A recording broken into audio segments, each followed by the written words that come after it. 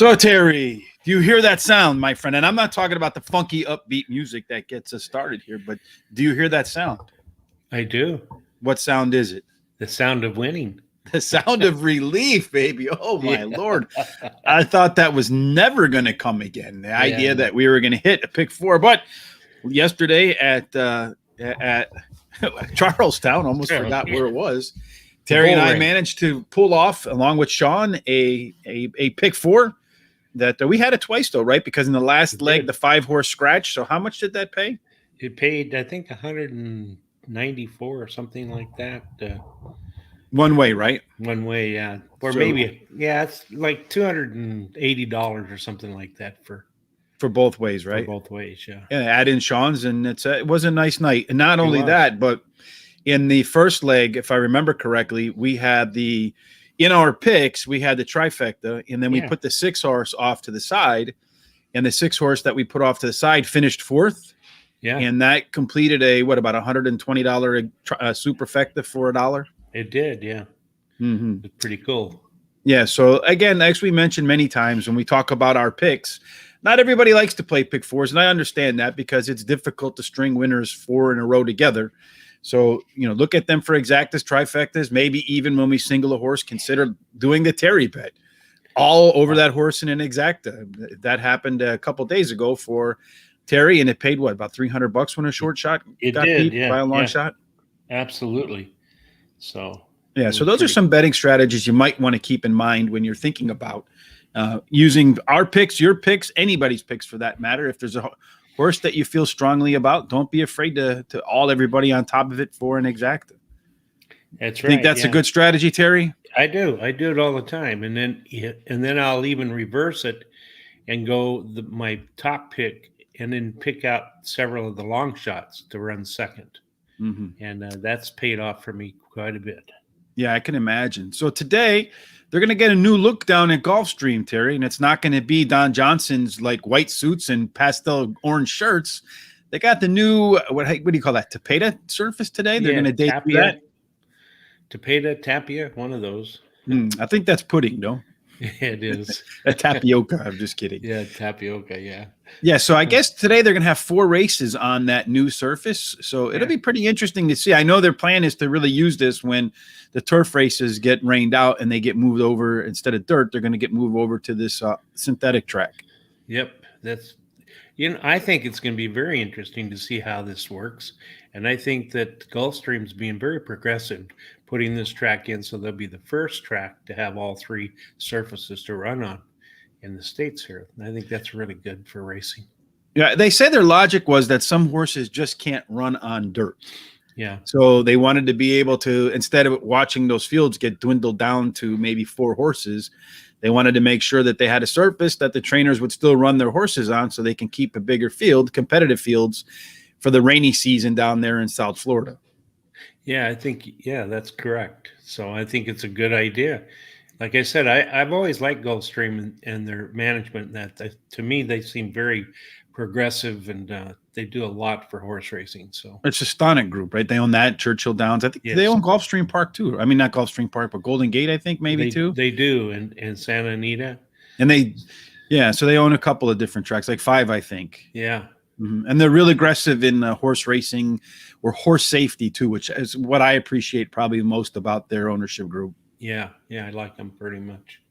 In Louisville is known for Churchill Downs, but it's also going to be known for old races at Churchill Downs because now they're bringing historical racing into downtown Louisville. So they're going to have the old horses competing with the new horses. And I know when we talked with Tom iCarly, he had mentioned that it's actually old horse races where they changed the names and all that stuff. And if you could just figure out who's who, you might be able to do, like I said, Back to the Future with that one and know tomorrow's races today. Yeah, I'm really looking forward to trying one of these machines. I've never been anywhere that's had them, so I'd like to get somewhere that had them and try them, just see how much fun they were in that. So. Well, it'll be interesting. You go down there. I wonder if they're going to have Kentucky Derby. days down there, like on the Kentucky Derby day. Yeah. And then maybe you can get a sense by how big the field is. And a lot of them are probably, much bigger, but they're historical races. And I imagine they got to go back a certain time frame. Maybe by the depth of the field and by the morning line odds, you might be able to figure out which race is which. Yeah, that could happen. You could work on it, see what happens. So yes. Well, that would be an interesting angle to try. Something that's not so interesting or new anymore is the shocking. Did you read about this jockey at Indiana Grand? He got suspended again for an electronic shocking device. And I think that's absolutely terrible. I don't know why they do that. He was the leading rider in 2020. For the quarter horses there. Yeah. Yes. And Sammy Menendez, the current leading jockey at the quarter horse down at the Indiana Grand race. I wonder to myself, how long has he been using this device? Yeah, I wonder about. I mean, they didn't spend any time like asking him for evidence. They just said you're summarily suspended for actions not in the best interest of horse racing, which compromise the integrity of operations at the racetrack. Yeah, that is, I think, some pretty aggressive language and pretty aggressive action. I would suspect, and I don't know, that they might have the evidence in hand, so to speak. Well, they may. And actually, when he got off of the horse and was headed to the jockey's room, security tried to stop him. He started to run towards the jockey room. He threw something towards the I don't know, like out of bounds or garbage can or something. Yeah, just that shit. And they found it later, and it was an electronic device. And so, he's going to say he didn't throw that, but of course. And then he had 2 holes in his gloves, so the prongs could stick out. That's that. I mean, I think that's pretty evident. No. Yeah. Do you think he ran faster than the quarter horse did when he was trying to get away from security? He probably tried to. That's for sure. Yeah. Yeah, that would be. Maybe they should have that, like a new race at the racetrack to bring in fans. All the jockeys that get busted for like electronic devices and everything else, they open up the gates, and then right behind them come the security guards, and they see who can get to the finish line first. That'd be funny. But what's really tragic is 2 things. One, people are going to think, gamblers and bettors, they're going to go, well, how long has he been doing this, and how many people doing this, how crooked is racing? But the other thing is he ruined his career. Oh, yeah. He won't be able to race at least for 10 years. So that's terrible for him. I mean, but we all make choices, Terry, right? Yeah. And when you make the wrong choice, it's funny how I tell my kids that whenever you make the wrong choice, it's funny how it catches up to you sooner or later, right? That's right. Tomorrow, Terry, is opening day at the Autumn Meet at Saratoga. Frisco Bash wrote about at Saratoga, Santa Anita. All these S's confuse. Terry, you're older like I am. All these S's and dates, and they all start to blend into one and confuse you, right? Yeah. So tonight, we're going to have on our Players Edge podcast, TVG host Todd Schrupp. If you have any questions for Todd, hit us up in the comment section tonight.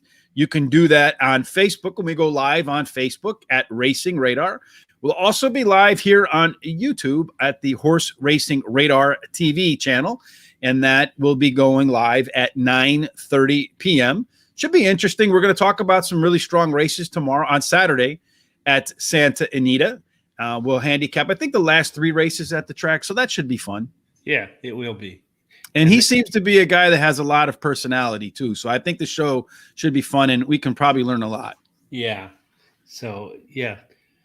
Thanks for joining us, Mike. Mike Watkins says he just started following you guys, and I'm enjoying it so far. Well, hopefully we can keep that up, Mike. He says he plays tournaments daily and have playing since the 1980s. So, yeah, Mike, if you got any thoughts or any horses you feel like are going to do very well on that particular day, just put them in the comments. Share. This is a community. We're hoping to help every horse racer, a horse player, Terry and myself included, get better. That's the whole idea.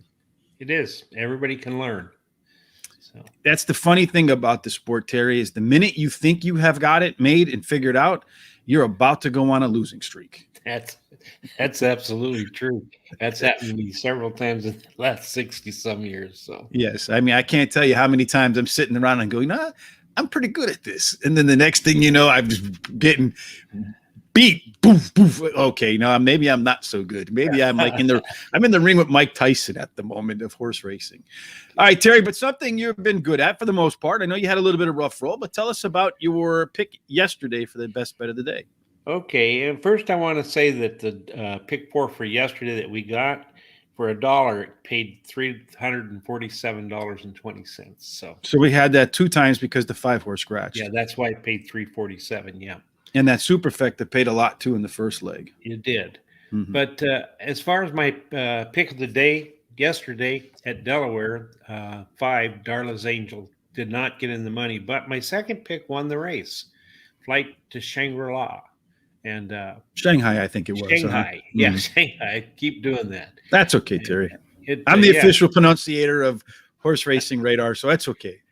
Yeah. So anyway, it won, paid $460, $280, and $220, and then Misty Taste, my third choice, ran third and paid $240. So if you'd went my top 2 picks and then Misty Taste, you would have hit the trifecta. Mm-hmm.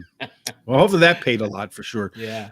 Anyway. So today, what do you like today, Terry? Churchill Downs race number 4, and I picked it because I like the race, but also I believe it starts to pick 5 for the last 4 races that we're going to do. And I like number 4, Gianna's Gift. Gianna's Gift, yes, sir. Yeah, has the highest last race speed and drops in class today. She has the highest speed figure at today's distance and likes Churchill Downs. She's won 25% of her starts there. And then number 6, Absolute Love, ran 5th at Saratoga after winning 2 races in a row. But she had an excuse that she was bumped at the break. And she has the best dirt speed among today's starter. And then number 3, Social Circle, won her last race at today's distance. And she likes this distance as she has finished in the money 10 out of 12 times at this distance. And she's won 4 races. Fantastic. Well, hopefully that gets the pick 5 started, because Terry and I, on our fly for pick 4, we're going to be doing Churchill today as well. So hopefully we can back up yesterday's good fortune with some good fortune today at Churchill as well. Race number 5, Terry, at Churchill Downs is a mile and a 16th on the main track. Taking a quick look at how it's run so far, there have been 18 races. 13 of the 18 races were won by horses that were considered speed, with I think 4 of the 13 winning it by, 6 of the 8, it was 18 races, I'm sorry. 13 of 18 were won by speed. 6 of 18 went wire to wire. My own handwriting, man, I got to get better at writing stuff down. I confuse myself sometimes with the handwriting. But I would avoid the rail, because the rail, Terry, has only managed to win, despite the fact that they turned left pretty quick, has only managed to win 1 out of 13 races. This is a maiden claiming $50,000. The purse is $58,000 for maidens that are 2 years old. Whew, I mean, 2-year-old maidens in the claiming ranks. This is a tough spot to figure out who's going to do what, Terry. What do you think you're going to start your pick 4 with? Well, I'm going to start with number 6, Mr. Creed. I feel like this is a really wide open race, but he came 4 wide and finished in 4th place at 6.5 furlongs, and now he stretches out to 1 mile and 16th. Mm-hmm. He has the highest last speed rating, and they're going to add blinkers today. So hoping to get him out a little bit quicker, because he's not gotten off to a good start at all in either of his 2 races. Correct. Last time out, he ran at Indiana Grand on the turf, so he's flipping from turf to dirt, which is kind of interesting. So I don't know how much you can hold up that speed rating. One of the things I remember, probably of all of the podcasts that we did, that stood out to me is Mike Smith, the Hall of Fame jockey, talking about how horses train at Churchill Downs is typically how they run at Churchill Downs. So I paid a lot of attention to their workouts. The 6 horse ended up as my 4th pick, not because it didn't rank high, but because when you look at the workouts, he's got 1 at Churchill Downs that was on September 18th, and it really wasn't all that impressive or inspiring. So that's why I downgraded him a little bit.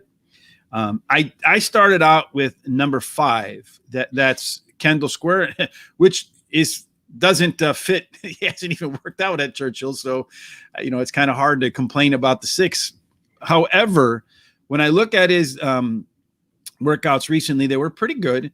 But I'm looking at the horse's second start. The first start got off to a really bad kind of, I don't know what it did at Ellis Park, but then it came back out the next race and showed some really good speed at Indiana Grand on the turf as well.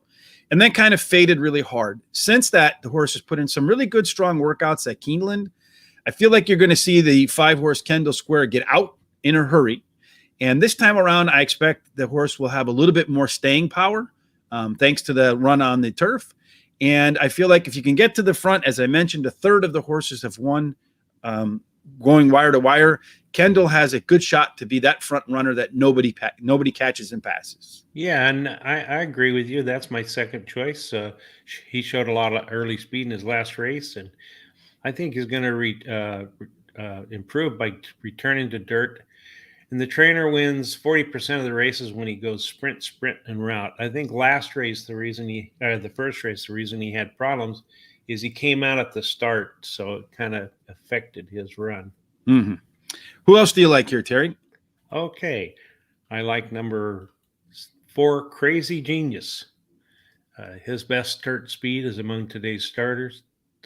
Today's starters is the best, fastest. Mm-hmm. And the trainer wins 18% of the time when they're going from just a straight maiden to a maiden claiming. Mm-hmm. And the blinkers are added today, and he has a hot trainer jockey combination who in the last 14 days have won 50% of their mounts, finishing the money 9 times out of 12.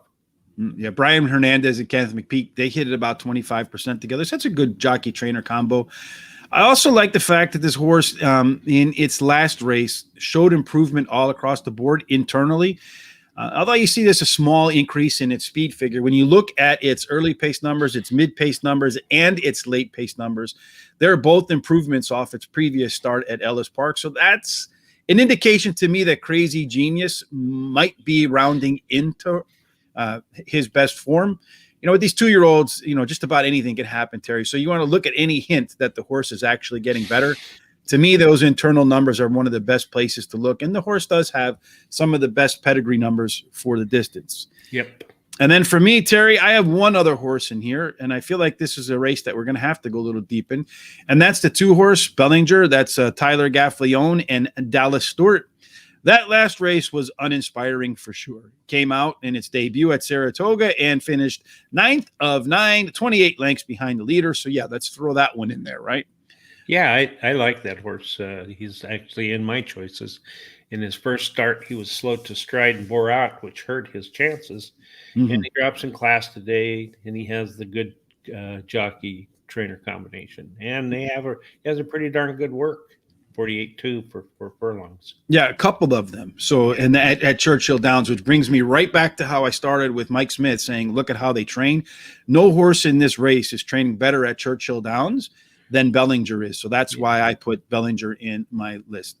So, Terry, you want to put anything off to the side or just go straight to race number 6? I want to put number 7, Bet. He checked sharply at the 5/8 in his last race, losing some ground. He drops in class today, and he had a good workout on September 19th at Saratoga. 5 furlongs, 1 minute and 4. Breezing was the second best out of 11. So if we can put him off the side in case there's a scratch or something like that. Yeah, he's got a lot of ground to get to make up on all the other speed figure horses. Yeah, he did improve as I like to look at in those internals last time out, so that's a positive. He didn't improve at all on that late pace number; it actually got worse.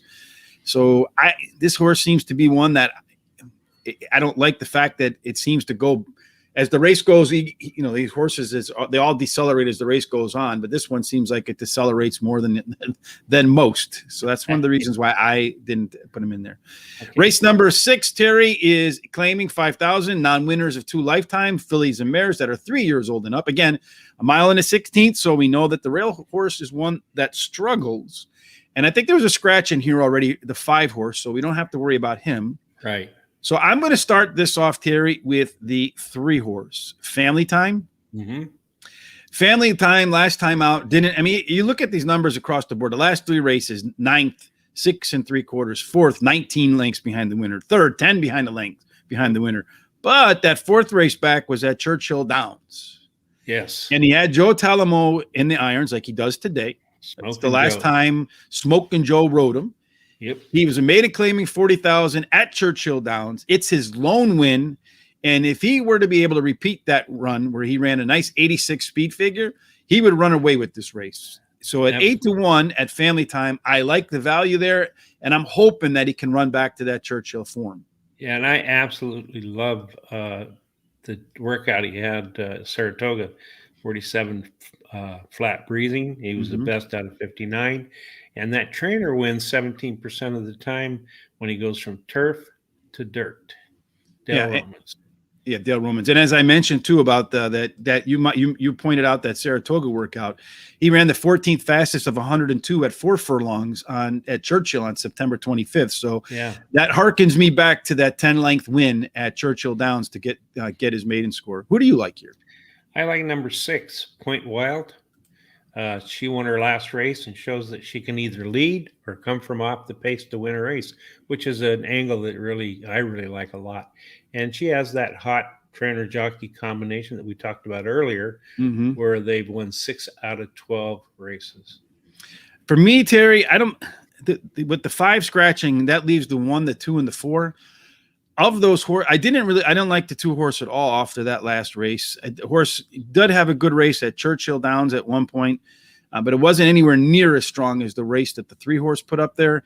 The workouts at the Churchill, I think, training facility there are not good at all. The 1 horse, Terry, like I said, the rail has struggled to win, though it does have hit the board 3 out of 6 at Churchill Downs. And then, of course, there's the 1, the 2, and the 4. So the 4 horse is blushable. I mean, that horse hasn't shown anything in 3 races either. Of any of these 3, is there any one that you say I absolutely must have in my pick 4 here today? No, I like the 1, but just lukewarm. So you want to add the 1 in there because we might have a little bit of space here. Okay, yeah. Well, she does appear not to care for the off track, so I'm going to throw that last race out. All right, so let's just put her off to the side and see if we have any money left as we're constructing our ticket here. What do you think? Sound like a good idea? Sounds good. Race number 7. I don't know why I wanted to go to 11. This is an optional claiming non-winners of 2 lifetime purse. It's $127,000. So this is a real race, right? I mean, it's a lot of money out there to be had. 6 furlongs. They've had 24 races. Speed has won 15 out of those 24 races with 1 out of 4. So 6 of the 24 leading from gate to wire, Terry. And then looking at the post positions, it seems like as long as you're going from post 1 through 7, there's really not an advantage. There's probably not enough races in the outside, from 7 and from 8 and out to really make much of that. So I would expect that post position might not matter, although that turn is going to come a little bit quick. So the outside post better hustle up and get the lead if that's what it wants. Yeah, I think so. Well, I love number 11, Crimson Rose. Okay. She won her first career race while being heavily bet. She has a sharp workout at Churchill Downs of 5 furlongs, 1 minute 2 breezing, 4 Beths out of 39.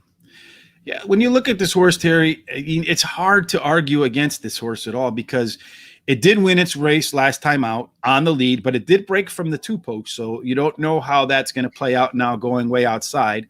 You do have the top jockey there in Florent Garou and Brad Cox. I mean, you can't argue with that combination ever in terms of if you like jockeys, you like trainers. They're one of the best.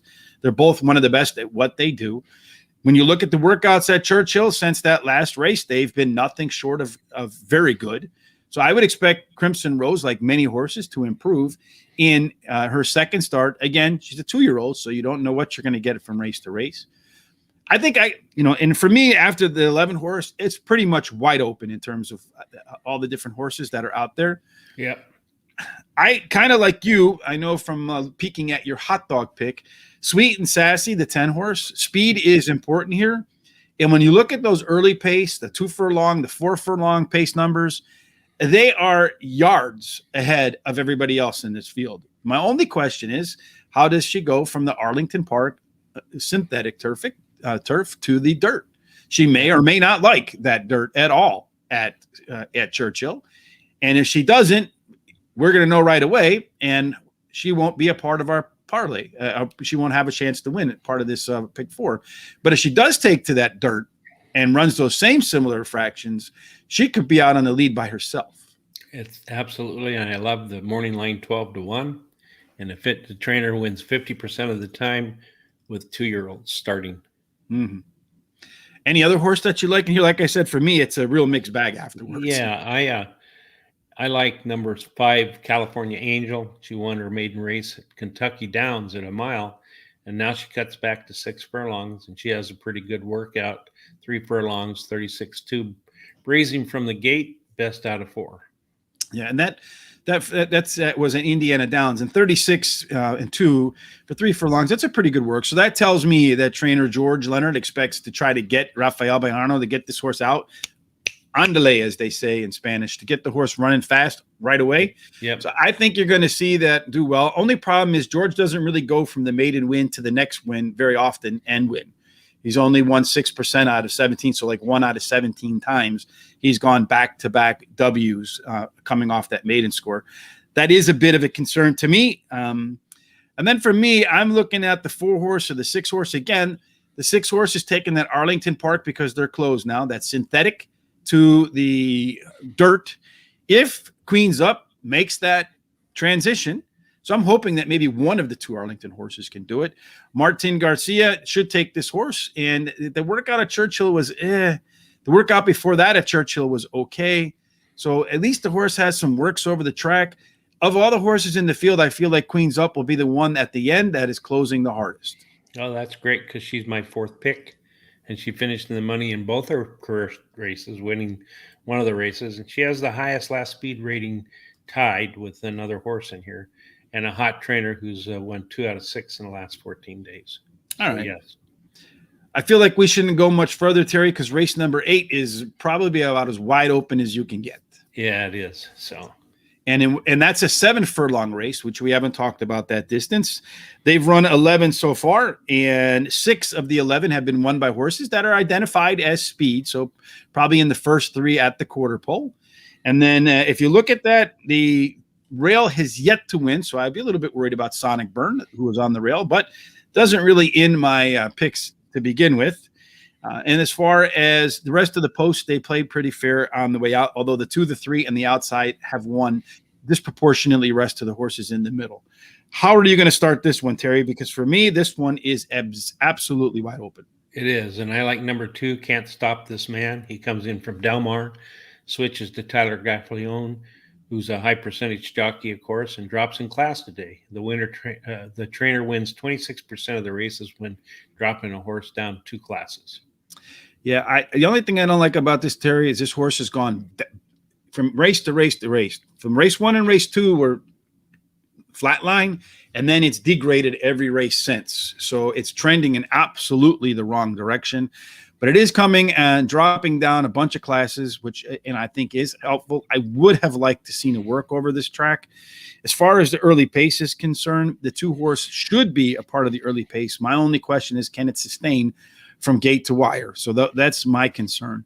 The other horse I think that's going to be towards the front, Terry, is another one that it's just not run very well in its first 2 races, but none of these horses have, otherwise they wouldn't be here, and that's the 4-horse B Maker.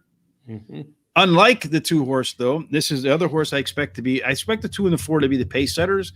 The 4-horse has actually had at least one workout over Churchill Downs. 4 furlongs was the 39th fastest of 102, so it wasn't a bad workout because there was a lot to measure it against. So I feel like the 4-horse could, like the Churchill Downs Cuppy surface, as our friend Mike Smith put it. And if it does, I think it should be up on the lead and have a chance to go gate to wire. Yeah, I agree with that. It's my 4th pick. She's bumped early and was 5 wide into the turn in her last race. Drops in class today and has Smokin' Joe Talamo in the irons. He's won 18% of his races at this current meet. Any other horse that you like? I like number 6, Al Million Bob. He comes in from Golden Gate Fields after losing his last race by only a neck. He has the highest last speed rating and a trainer that wins 33% of the races when he's bringing back a beaten favorite to the races. Yeah, this is another one of those horses that, like those Arlington Park horses, Terry, that's going to go from that synthetic to dirt route. Mm-hmm. It did run at Plainfield once on the dirt, and it did pretty well there. So it showed some speed, got out of the gate. It did improve last time out at Golden Gate, but that was all the way back in July. I expect, to me, it really depends on how Al Million Bob likes the Churchill course.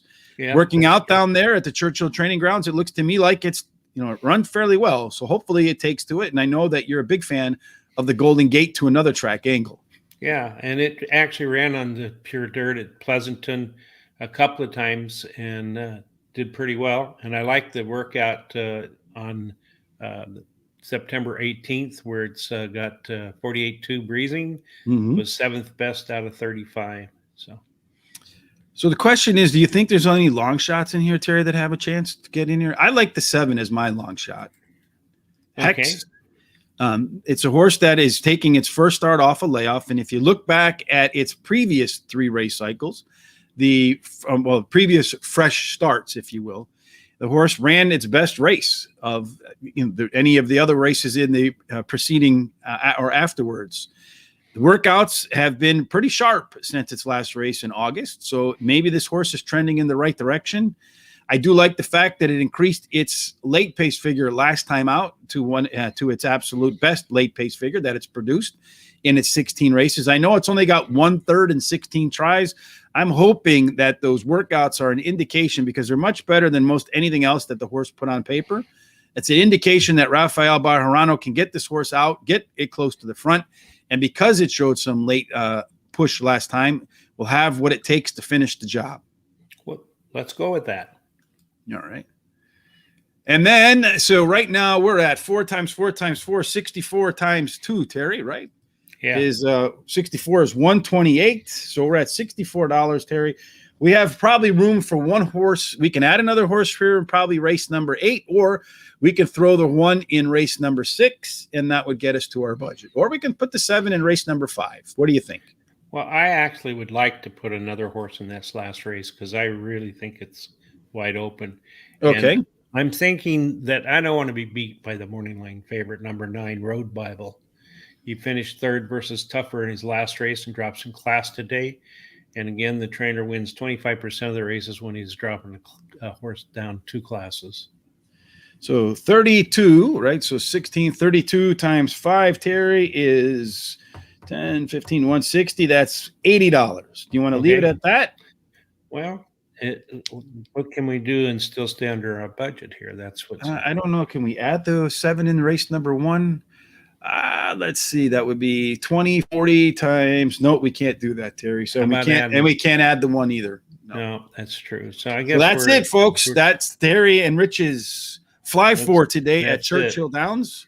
Hopefully we can make it 2 in a row with tracks that run at night, Terry, and start with the letter C. That'd be nice, wouldn't it? Yeah, it would be real nice. So in race number 5, we've settled on the 2, the 4, the 5, and the 6. The 7 is an alternative in the event there's a scratch. Race number 6 is the thin link in the chain. We have the 3 horse with the 6 horse. If there's a scratch, consider replacing one of them with the 1. If your budget's bigger than Terry's and I, go ahead and put the 1 in there, or any other horse that you like. Race number 7, 5, 6, 10, and 11. And I really feel like the 11 horse might make easy work of this field. Number 8, the 2, the 4, the 6, the 7, and the 9, Terry. I know one thing's for sure. If we get to the last leg, I'm going to be feeling pretty good, and I'll be highly disappointed in the event that something comes in other than the 2, 4, 6, or 9. Yeah, me too. I see that Sean didn't give us one today, huh? Nah, he's feeling good after winning 2 in a row. He wants to go out like a champ, you know? Yeah, it's like my brother. He only bet the horses 1 time in his life. And he won, and he said, hey, I'm going to leave a winner. That's right. He says, I'm going to quit, and I'll be able to say for my whole life, I've been a winner. I'm a profitable horse racing player for sure. That's right. A good idea. I agree with you. All right, Terry. So let's look real quickly at how you and I played them individually. Terry went deep in the first leg with the 2, the 4, the 5, the 6, and the 7. Then he went with the 1 and the 6, the 10 and 11, the 2 and the 6. And Rich, we both maxed out our budget because, we feel like that first leg and last leg are very competitive. Yeah. I went 2, 4, 5, 6, 3, 6. As I mentioned in race 7, I feel like the 11 is, if there is a standout in any of these races, it's the 11 horse in race number 7, in my opinion. And then race number 8, I wanted to close it out big. So I went with the 2, the 4, the 5, the 6, and the 9, hoping that I make it there off of that single and have a pretty good chance to close it out. Finally, Terry, in terms of our picks, let's take a look at our 3P parlay. Neither one of us hit yesterday, but I got a feeling one of the two is coming in today. Well, I hope so. I went to Churchill Downs in the third race. I've got number 4, Sutton's Cat. And in the fourth race, I've got number 4, Gianna's Gift. And in the seventh race at Churchill Downs, I have number 6, Queen's Up. So if you look at that, Terry has 3, 4, and then we just did 5 through 8. That's 5 of the 6 horses in the pick 6. So perhaps there's some other, in race number 2, you might want to take a look at Horse Racing Radar or Guaranteed Tip Sheet. Gone over there. Horse Racing Radar. If you look at our free picks page, you're going to get the first 3 races at Churchill Downs for free. So you could pick up, you pretty much have a horse in every race at Churchill Downs tonight. And if you head on over to Horse Racing Radar, you will see in our free picks, there is in our premium pick selection today, you'll see that Delaware Park. I know yesterday they were asking about Delaware Park. If you go over to the free picks up here in the menu bar, click on that.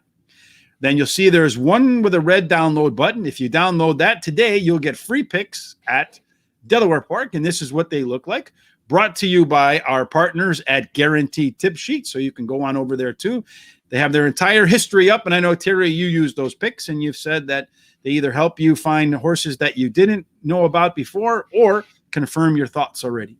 That's correct. Yeah, I think they're really wonderful. I've been going the races for a long time. As you can see, I'm pretty old. Yes. And I've tried several of the different people to see how they worked out. And this has been the best sheet I've ever had. I have to say something, though, right here, Terry. Looking at Delaware Park today, you know how I love to bet my name. Look at the name of the Rich's favorite Way. There. Absolutely wonderful. Yes, the best bet of the day over there. And there's 3 best bets at every track. Rich's Way. It's got to be a winner, folks. Oh, I mean, I'm gonna can't guarantee it, but it's an omen when I see my name for sure. Yeah, I agree with that. I'm going to put some money on it, Rich. Hey, as you should. You put money on me, Terry. Invest in me. I'm like Amazon at the IPO, baby. Hey, one more time, just a reminder, tonight at 9:30 p.m. Eastern, Terry and I will be back with Sean. I'm not so sure about Tom because his schedule is kind of fluid. He's traveling right now, trying to get in, the last gasp at good weather here in the Midwest and taking advantage of that with the family. So, have a lot of fun with that, Tom. But if he's here tonight, we'll like that. But we will be joined for sure by Todd Schrupp, TVG analyst. We also are going to have a pretty lengthy question and answer up on the Horse Racing Radar website pretty soon. A couple of questions we asked Todd that he was kind enough to answer for us. And the answers were very long and some of them pretty informative. So you're going to want to check that out when it comes out. And to find it, Terry, they can look for it where? At Racing Radar. .com, I guess. That's Horse Racing Radar. But we'll also post links in our Facebook and our Twitter feeds, so you can find those at Racing Radar on both Twitter and Facebook. And if they're on YouTube right now, Terry, or Facebook, what should they do?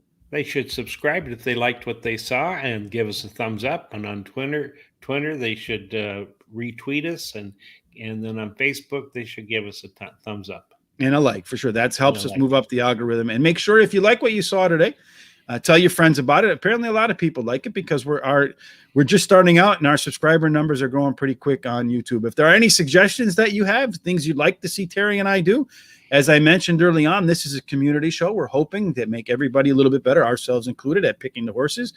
Let me know about it. You can do it on Facebook or Twitter at Racing Radar, or you can send it to us at my email directly, gtsrichb@gmail.com. And, of course, we'll take a look at it. You want you to include your pick for us? Let us know. Terry, you have off tomorrow, right? I do. I'm very looking forward to it. Are you going to be back with me on Saturday, or is this one of the Saturdays you're not around? No, this Saturday I'll be with you. Fantastic. So Terry and I will be back Saturday for a live contest over at Belmont Park. Between every race, we'll run down the profile of a winner, the track biases, which horses are going to get out the fastest, which ones are going to close the fastest. And then Terry and I, of course, will make our picks and hopefully hit some nice winners like we did yesterday at Charlestown. Mm-hmm. Any final thoughts, my friend, before you get up and out of here? Just that I'm hoping everybody has the really good rest of the week and that they win in every aspects of their life, not just betting the horses, but everything else that they want to make sure comes in successfully. So. Yes, indeed. We have Terry, the motivational speaker, to go home on Thursday. I agree with Terry wholeheartedly. Make Thursday a fantastic day. This is the only day that you have. Tomorrow's over, and yesterday's only a promise. For sure. That's right. All right, Terry, we'll see you on Saturday. For everybody else, hopefully we'll be back tomorrow with Tom to talk about the big races out in France. If not, I know Tom will post his picks over at Horse Racing Radar, so you want to check that out. Until we meet up again, folks, as always, we hope all of your picks, especially our Churchill picks at the pick for tonight, end up in J. Marco's winning circle. We'll see you in a week or so, Terry. Okay. Bye now. Bye.